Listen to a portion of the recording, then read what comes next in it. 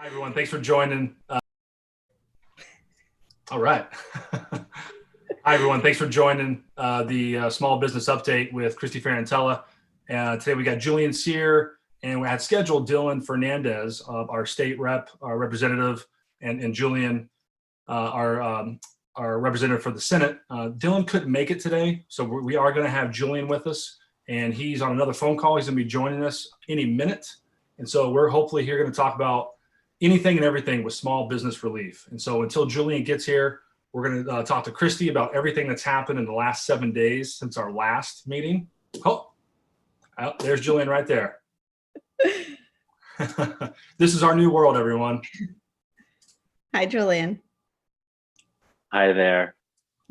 Wow, Julian, that is an amazing beard. I've never seen you with that long of a beard. Thanks. I like And when I guess it meets the moment, right? Right. So thank you for coming. This is Julian Sear, our representative for Senate for Nantucket. And I was just introducing this, Julian. We're here to talk about small business relief. And Christy and I have been doing this on Facebook Live for about 2 weeks. And we did this a week ago with Megan Blair Valero and Karen McCumber. And so we're really excited to have you here to tell us what's going on in the legislation, like what's in process, what are you talking about, what are you hearing out there from your other constituents? And so we have a million questions for you. So what's coming down the road? We can start with that. Sure. So first I would say there's a lot of answers we don't know. That this is a profoundly difficult time for islanders and Cape Codders and so many of us, make our lives and our livelihoods through small businesses. My family owned a small business, a restaurant for 30 years. I grew up in that, as do most islanders and most Cape Codders. And there's a lot of unknowns and a lot of uncertainty, particularly given, when we're going to be able to open things up. The governor's current executive order goes through May 4th, but that will be extended. I think at best, we're going to be having a muted season. So there's a whole host of concerns and considerations. From a state level, we have focused in several areas. From a legislative perspective, we moved quickly to pass one unemployment piece of legislation that was signed into law to really expand benefits to folks, to remove requirements for certain weeks. And then a second bill was passed by the Senate to further expand unemployment. There's been a number of legislation that actually, Christy and Jason, you'll be familiar with this with your other hats as select board members, in the sense that we've been giving municipalities more flexibility. And so there's been a host of there, but the actual financial programs currently that provide support for small businesses are federal programs that are not necessarily flowing through the state. They're actually flowing through banks. And so often, whether it's the payroll protection program or the PPP is a new acronym we've all been learning, that applies to your bank. So depending on who you're banking with, I've heard larger banks have actually been quite have not been processing them as much because they're concerned about liability. Our local banks, I think, first didn't understand the program, and there was some concerns about seasonal businesses not qualifying. That is not the case. Seasonal businesses can qualify, and actually in legislation, Senator Warren and Senator Markey fought to make sure that it wasn't the payroll snapshot that we were looking at wasn't just February 2020, but you could basically within the last, I think, year or 9 months, take your best quarter that you could use. But still, it really depends on who you're banking with. I actually heard from a constituent today who uses an online bank, and it's gotten really nowhere. So that's where the initial set of help is coming. But there's sort of a lot more to come. I mean, this is really sort of a moving target. We don't yet know when we're going to be able to open up. I was speaking with an emergency, a doc friend of mine who's an infectious disease doctor at MGH, and he really said, he's like, it's not, if anything is known about this, like this doesn't end cleanly or clearly, and so I think that as we're working to get back up and running, that may take a while. And so that means not great things for our employees, and that means not great things from our employers. What do you think about what's your gut telling you on the next round from Governor Baker? With you just said they're going to probably extend it to at some level. Yeah, I mean, restaurants still curbside. Is there too many unknowns? So I think what we'll have will maintain, right? So restaurants and food service that's done curbside or takeout. I expect those provisions would stay. But we really have. If you look in the case of Wuhan, they essentially had an 11-week shutdown. They also are operating in an authoritarian government where you're able to put certain things in place that we wouldn't or probably likely maybe even shouldn't do in an open society. So just from an 11-week count, right? If you take an 11-week count from when this started in the middle of March, we're looking at the end of June. I think that it's safe to say that the order will be extended for a number of weeks. I think we don't know how. Also, that Massachusetts has joined with a number of other northeastern states in working collaboratively to figure out when we can open up. Unfortunately, we just can't rely on the federal government, particularly the leadership of the federal government, to give us evidence-based recommendations. And so anyway, Massachusetts being part of this pack, we'll be working collaboratively with other states in the region, as well as the West Coast states to determine when it's safe to open up. This represents about a third of the American economy. So it's a pretty substantial block of states. And I'm glad Massachusetts is a part of it. So I think we don't know, if we're able to open up at least a little bit by July 4th, I mean, that may well be a win. And I know that's very sobering, particularly for, our communities who so many of us make our lives in that precious few, 8 weeks, 12 weeks, that season. I think it's hard in, look, April and May, and even sometimes June can be hard anyway. But really, July and August is where the bulk of particularly seasonal businesses make almost all their revenue. And I think we just don't know. I think it's safe to say that we'll have a muted season at best. Julie, what do you think? What has Massachusetts done right? What have we been leaders in from a state level? What are you proud of saying, like, look, we did this and this? So, I mean, first of all, I think we're in the middle of this, and no one. This is so serious that no one should be patting ourselves on the back. I think where we've done a good job, this contact tracing program that the state has propped up, working with an organization called Partners in Health, which actually does global health work. That they have led the response in Ebola and another emerging and infectious diseases in pretty rough spots in the world. They're actually standing up a contact tracing program, meaning when someone receives a COVID-19 positive test, that they're doing a whole public health process where they contact every single person you came into contact with. That level of really aggressive contact tracing really makes a difference in containing particularly new infections, and especially in a world where maybe things open up a little bit, but we're really trying to get a handle on and watching if new cases are occurring. That will be really critical. I think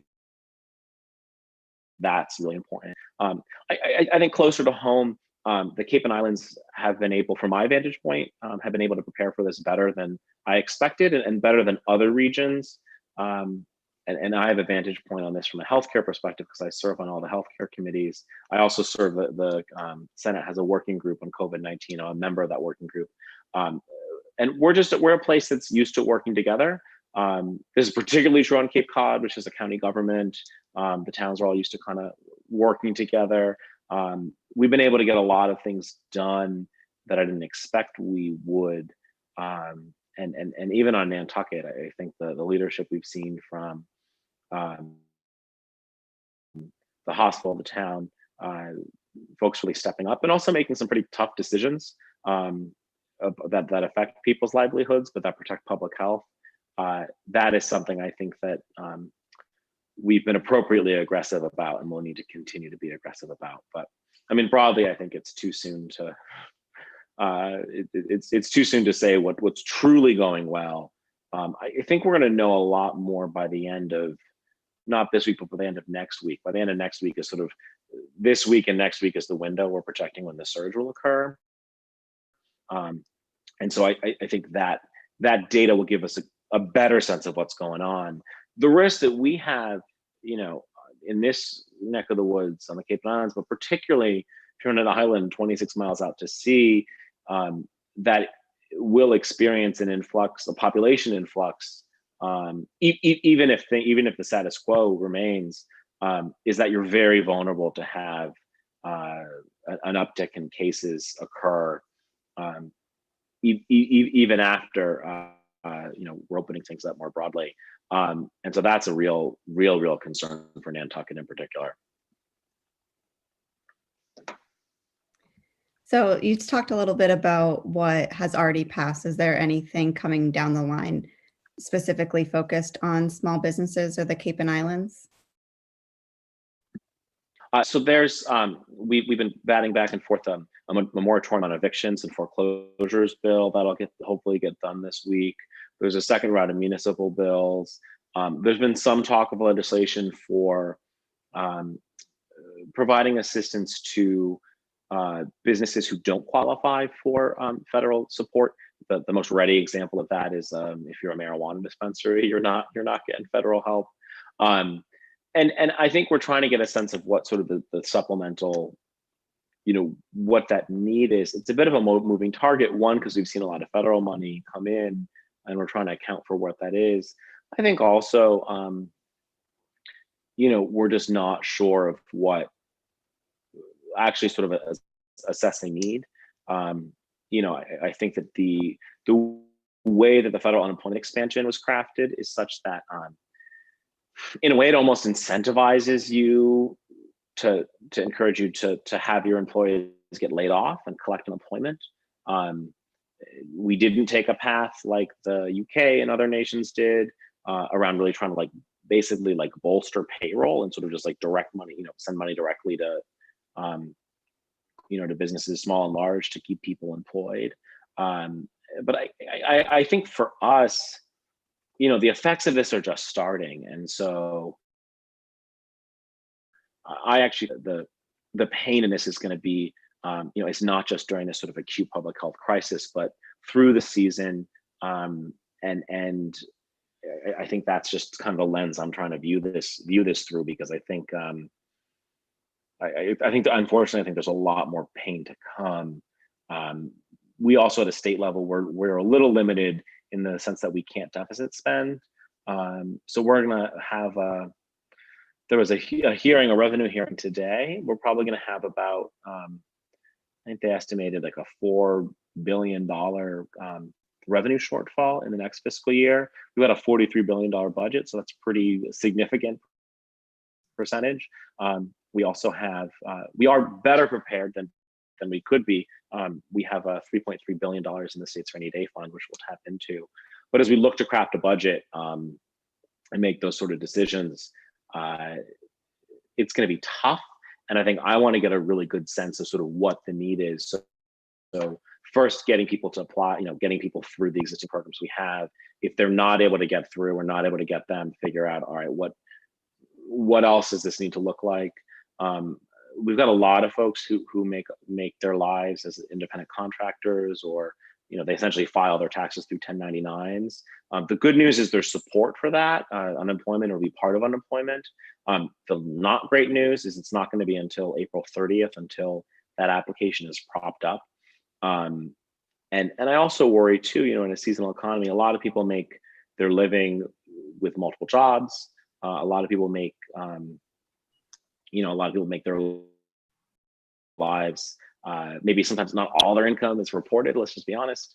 And so truly, sometimes people make a good deal of their support their lives on our islands and here on the Cape by doing the shuffle, right? Renting out their house. Well, if no one's coming to rent out your house, how do you capture that as lost revenue?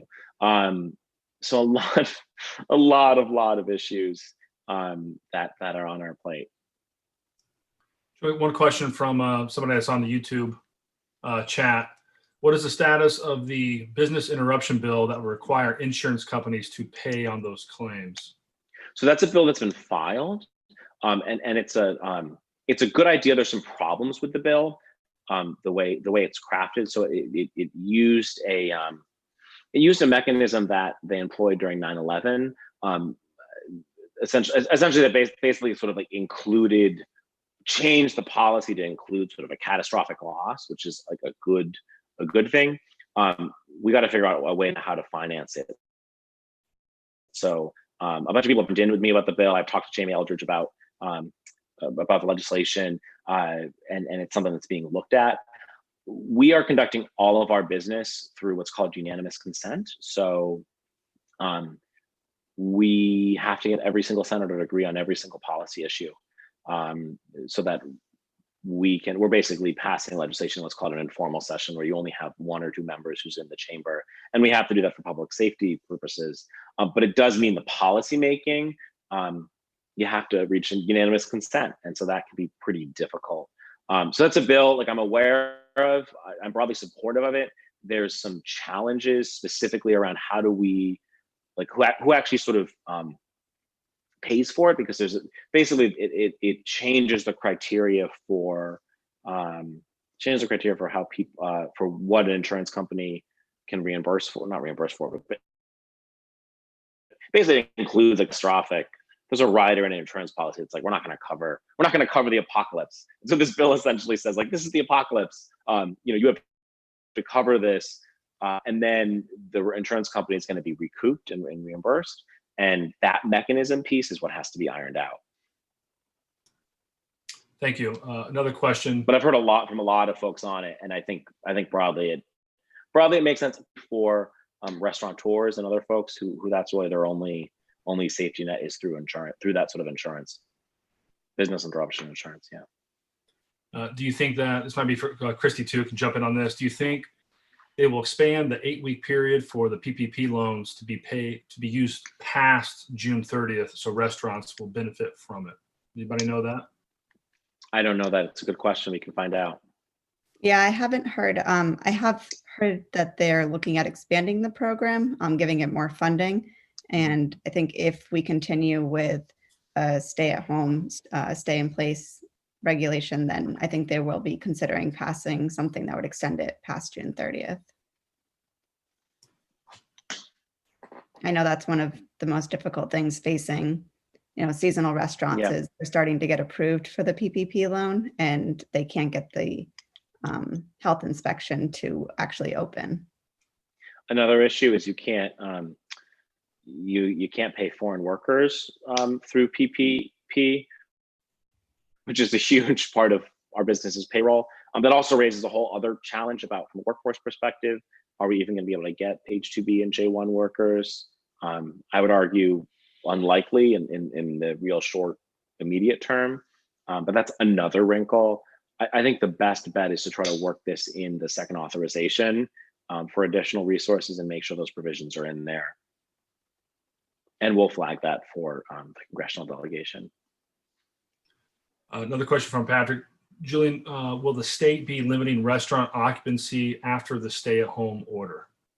So I think that's an example of something that is a likely scenario where if we're opening up, there may be certain precautions or safeguards that are taken around occupancy of certain spaces. The question really though falls to enforcement. Who enforces that? Likely would fall to the local municipality. And of course, under the executive order, if the municipality feels they can't enforce it, then they can also ban that activity. That's actually how the construction ban is occurring on Nantucket. So I think it's a likely scenario. I think we just have to spend a lot of time thinking about how do we open up and how do we open up safely and what does that look like. And I think that's going to be, this is not going to be a scenario where, we get an all clear and you turn on a light switch and everything's back. The executive order also includes a prohibition on leisure accommodations, so hotels, motels, rentals, Airbnbs.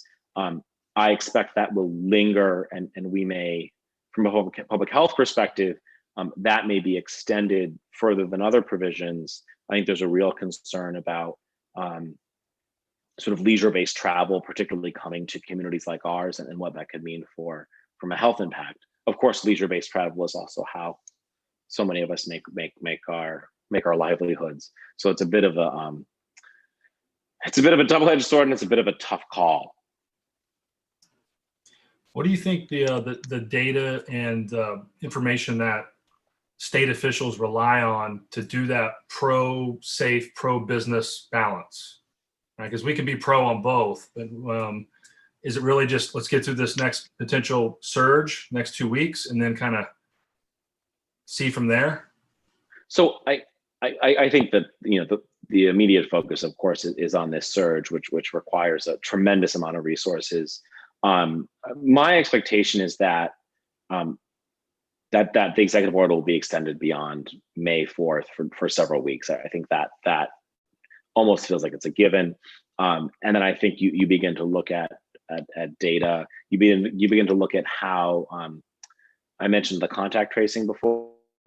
How robust is that program? You begin to look at certain provisions. I think also the state has really deferred to federal guidance around what's considered essential services, and I suspect they'll continue to do that. So there's consistency.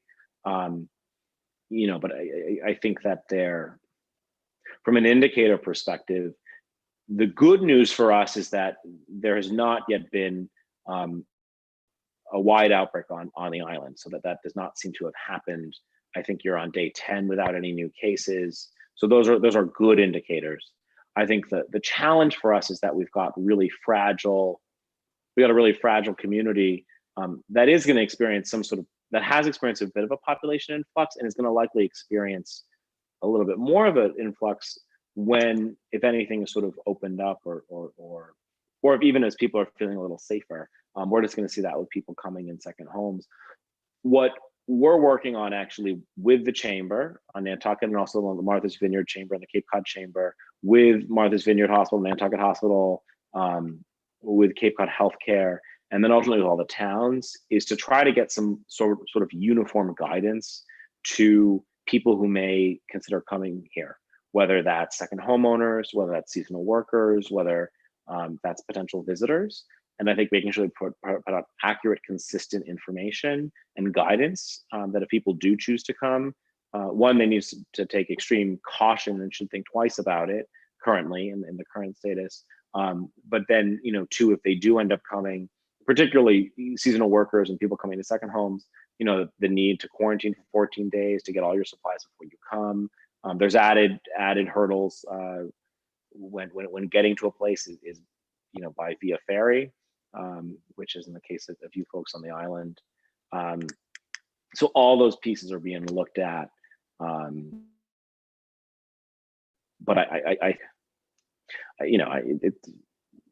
we're in it for the long haul, and the people I talk to who are epidemiologists and healthcare providers, also expect that this isn't just going to be a one and done, that we're likely going to see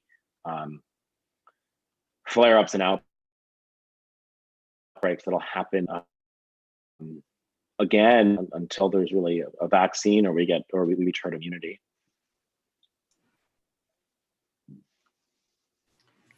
I have a question on human and health services, because that's your world, and you have a great focus on that, and you're involved with it. As as we keep going through this, more and more needs are going to be it's going to increase, right? Food, shelter, rent relief, mental health. I think we all know, some of us know the stats of every time unemployment goes up 1%, of suicide, domestic violence, addiction, all those things rise as well.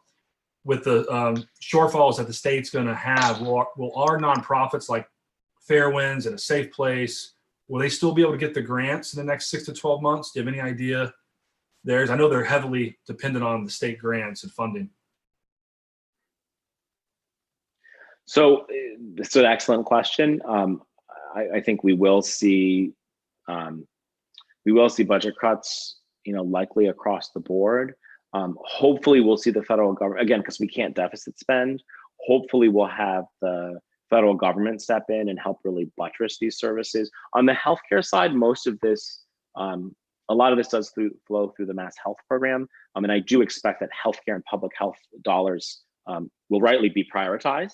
But I think that, for contract-based services, these contracts are 3, 5, 10 years, but they're going to be called into, they may have to be revised due to funding shortfalls.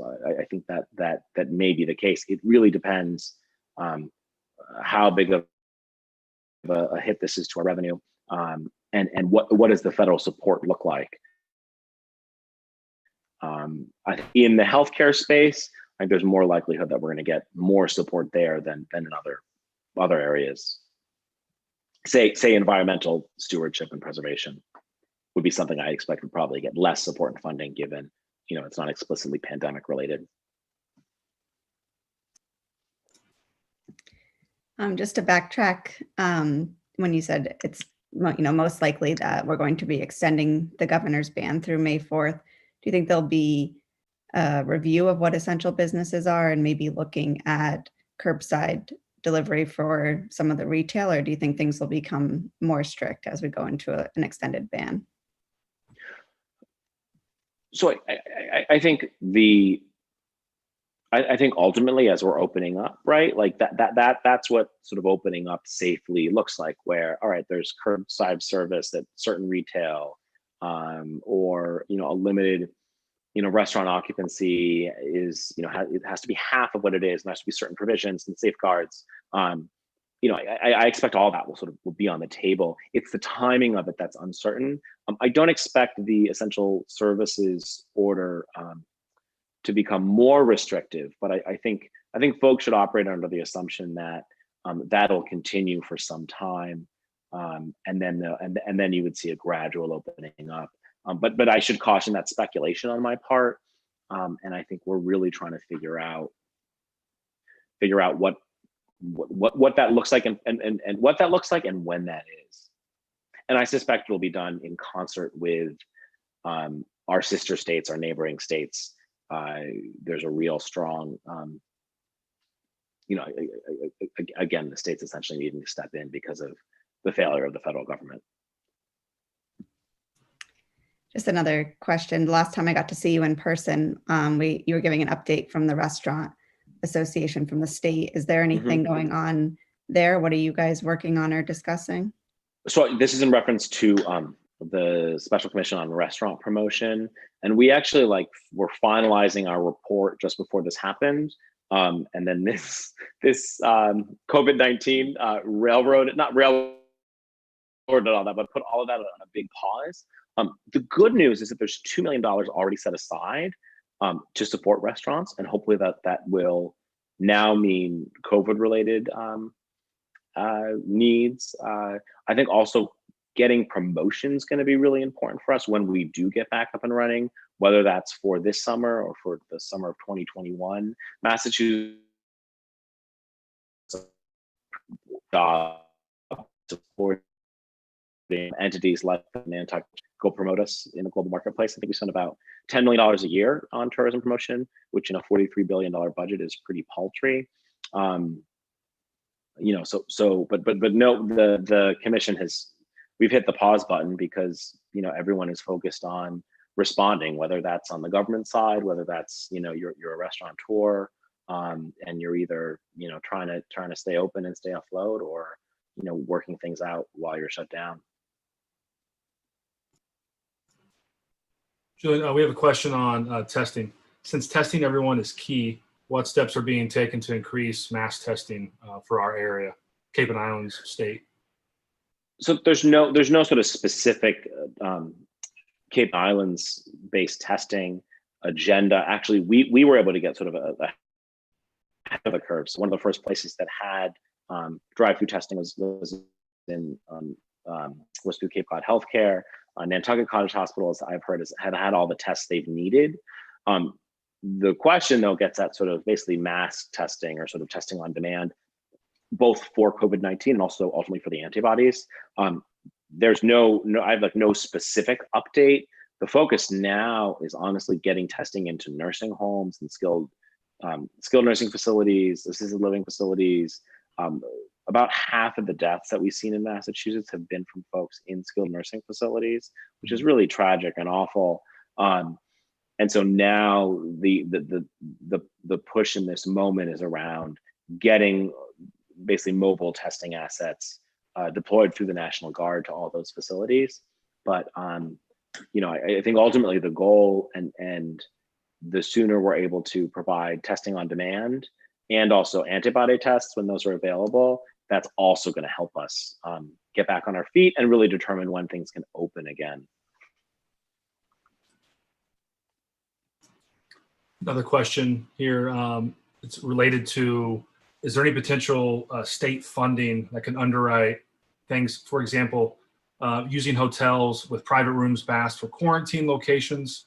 Can that be underwritten by the state, or safer safe housing options? Yes, that's being done, and there's two mechanisms to do it. In larger locations, the state is actually setting up these hotels, or essentially isolation hotels, where either people who are homeless or housing insecure, or need to be isolated from family members, are able to stay.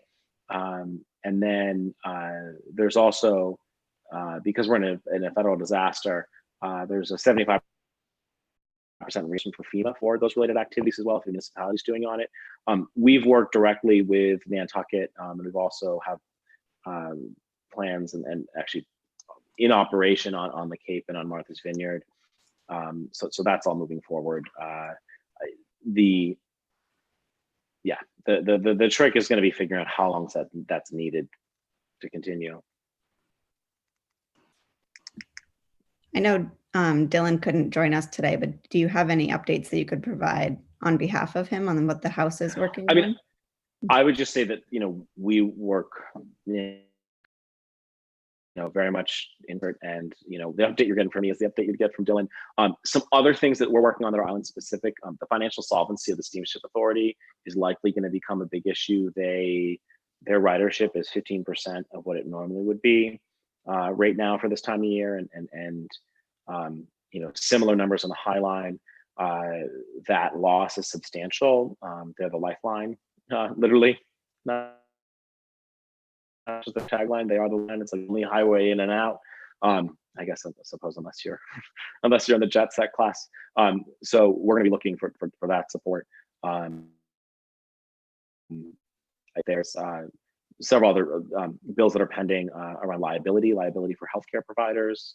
We're looking at, and there's a number of other pieces as well. But if you get an update from Dylan,